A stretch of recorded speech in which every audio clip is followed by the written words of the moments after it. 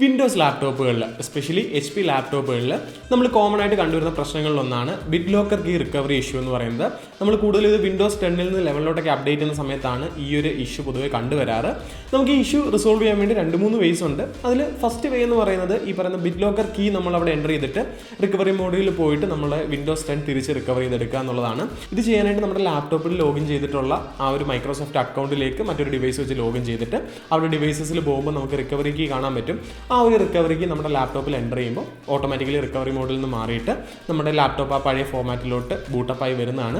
പക്ഷേ ചില സമയങ്ങളിൽ നമ്മുടെ മൈക്രോസോഫ്റ്റ് അക്കൗണ്ടിൽ പോകുന്ന സമയത്ത് ഈ ഒരു ബിറ്റ് ലോക്കർ കീ നമുക്ക് കണ്ടെത്താൻ സാധിക്കാറില്ല. പലരും ഈ ഒരു ഇഷ്യൂ ഫേസ് ചെയ്തിട്ടുള്ളതാണ്. അപ്പോൾ ഇങ്ങനൊരു ഇഷ്യൂ വരുമ്പോൾ നമ്മുടെ മുന്നിലുള്ള അടുത്തൊരു വഴി എന്ന് പറയുന്നത് വിൻഡോസ് തിരിച്ച് റീഇൻസ്റ്റാൾ ചെയ്യുക എന്നുള്ളതാണ്. പക്ഷേ വിൻഡോസ് റീഇൻസ്റ്റാൾ ചെയ്യുന്ന സമയത്ത് നമുക്ക് നമ്മുടെ ഹാർഡ് ഡിസ്ക് അല്ലെങ്കിൽ ഇതിലുള്ള ഡ്രൈവ് SSD ആണെങ്കിൽ SSD നമുക്ക് ഡിസ്പ്ലേ ആവാറില്ല. അതായത് ഈ പറയുന്ന ബിറ്റ് ലോക്കർ കീ വീണ് കിടക്കുന്നത് കൊണ്ട് നമ്മുടെ ലാപ്ടോപ്പിൻ്റെ ഹാർഡ് ഡ്രൈവ് ഓട്ടോമാറ്റിക്കലി എൻക്രിപ്റ്റ് അല്ലെങ്കിൽ ലോക്ക് ആവുകയും തിരിച്ച് ആ പറഞ്ഞ എൻക്രിപ്ഷൻ മാറ്റാൻ നമുക്ക് മാനുവലി പറ്റാത്തൊരവസ്ഥ ഉണ്ടാവാറുണ്ട്. നമ്മുടെ കയ്യിൽ ഇന്നുള്ള ഈ ലാപ്ടോപ്പിലും ഈ ഒരു സെയിം ഇഷ്യൂ ആണ്. ഇതിൻ്റെ ബിറ്റ് ലോക്കർ കീ നമുക്ക് അവൈലബിൾ അല്ല. ആ ഒരു മൈക്രോസോഫ്റ്റ് അക്കൗണ്ടിൽ കയറുന്ന സമയത്ത് ബിറ്റ് ലോക്കർ കീ നമുക്ക് കാണിക്കുന്നില്ല. അതുപോലെ വിൻഡോസ് തിരിച്ച് റീഇൻസ്റ്റാൾ ചെയ്യാൻ നോക്കുമ്പോൾ നമുക്ക് ഡ്രൈവുകളൊന്നും കാണിക്കുന്നതുമില്ല. അപ്പോൾ ഇങ്ങനൊരു ഇഷ്യൂ വരികയാണെങ്കിൽ ഇത് എങ്ങനെ റിസോൾവ് ചെയ്യുക എന്നുള്ളത് വളരെ സിമ്പിളായിട്ട് നമുക്ക് നോക്കാം. ഈ ഒരു ഇഷ്യൂ റിസോൾവ് ചെയ്യാൻ വേണ്ടി നമുക്ക് നമ്മുടെ ലാപ്ടോപ്പിലുള്ള SSD അല്ലെങ്കിൽ ഹാർഡ് ഡിസ്ക് ആദ്യം ഊരി മാറ്റണം.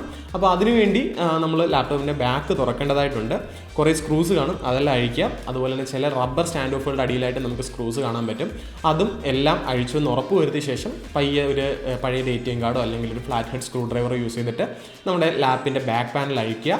അഴിക്കുന്ന സമയത്ത് SSD ആണെങ്കിൽ SSD കാണാൻ പറ്റും, അല്ലെങ്കിൽ ഹാർഡ് ഡിസ്കുള്ള ലാപ്ടോപ്പ് ആണെങ്കിൽ നമുക്ക് ഹാർഡ് ഡിസ്ക് കാണാൻ പറ്റും. ഇപ്പോൾ ഈ ഒരു ലാപ്ടോപ്പിൽ നമുക്കൊരു NVMe SSD ആണ് വരുന്നത്. അപ്പോൾ നമ്മൾ ആ SSD ആദ്യം റിമൂവ് ചെയ്തെടുത്തു.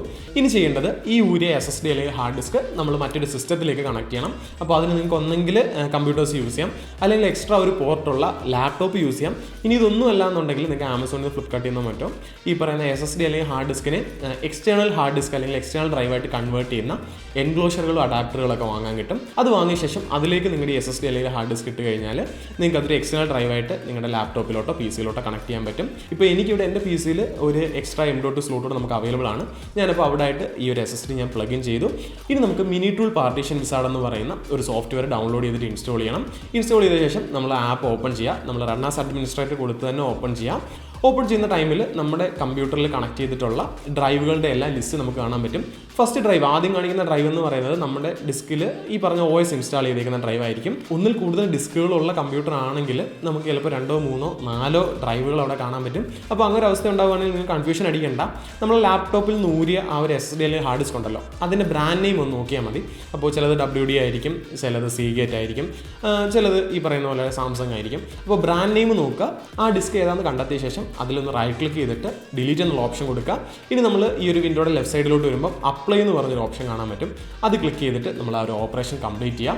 അപ്പോൾ ഇങ്ങനെ ചെയ്യുന്ന ടൈമിൽ നമ്മുടെ ആ ഒരു SSD അല്ലെങ്കിൽ ഹാർഡ് ഡിസ്ക് നമുക്ക് കംപ്ലീറ്റ്ലി ഫോർമാറ്റ് ചെയ്യാൻ പറ്റുന്നതാണ്. ഇനി ചെയ്യേണ്ടത് നമ്മൾ ഈ ഹാർഡ് ഡിസ്ക് അല്ലെങ്കിൽ SSD ഊരിയിട്ട് നമ്മുടെ ലാപ്ടോപ്പിലേക്ക് തിരിച്ച് ഇൻസ്റ്റാൾ ചെയ്യണം.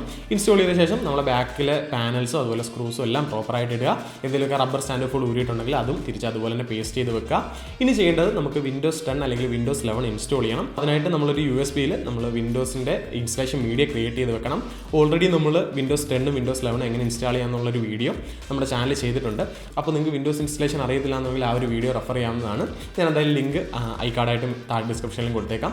സോ നിങ്ങൾക്ക് വിൻഡോസ് ഇൻസ്റ്റാൾ ചെയ്യാൻ അറിയത്തില്ലെങ്കിൽ ആ ഒരു വീഡിയോ റെഫർ ചെയ്തിട്ട് നിങ്ങൾക്ക് ഇൻസ്റ്റാൾ ചെയ്യാവുന്നതാണ്.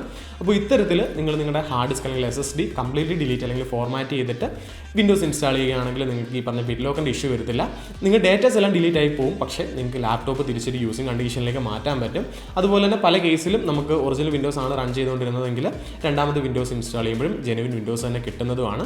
ബിറ്റ് ലോക്കർ കയറി പണി മുടക്കുകയാണെങ്കിൽ ഇത്രയേ ഉള്ളൂ ചെയ്യാൻ. നിങ്ങളുടെ ഡേറ്റാസ് റിക്കവർ ചെയ്യാൻ കുറച്ച് ബുദ്ധിമുട്ടായിരിക്കുന്നേ ഉള്ളൂ, അല്ലാതെ യാതൊരു പ്രശ്നങ്ങളുമില്ല. അപ്പോൾ ഡെഫിനറ്റ്ലി ഈ ഒരു വീഡിയോ നിങ്ങൾക്ക് ഹെൽപ്ഫുള്ളായി കാണുമെന്ന് കരുതുന്നു.